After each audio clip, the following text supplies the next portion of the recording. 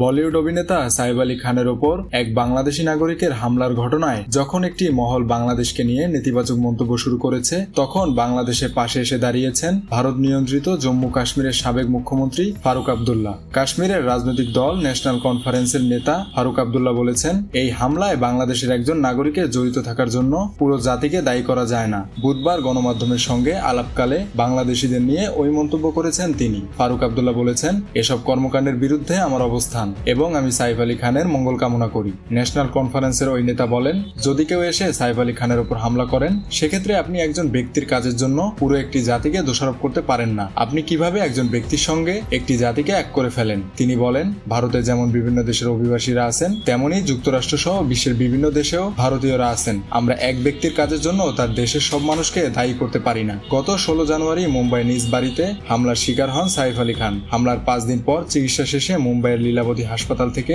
তার বাড়ি ফেরার সময় কঠোর পুলিশি নিরাপত্তা ব্যবস্থা নেওয়া হয়। এ সময় হাসিমুখে হাসপাতাল থেকে বেরিয়ে আসতে দেখা যায় তাকে। মেহেদী হাসান বাপ্পি, খুলনা গেজেট।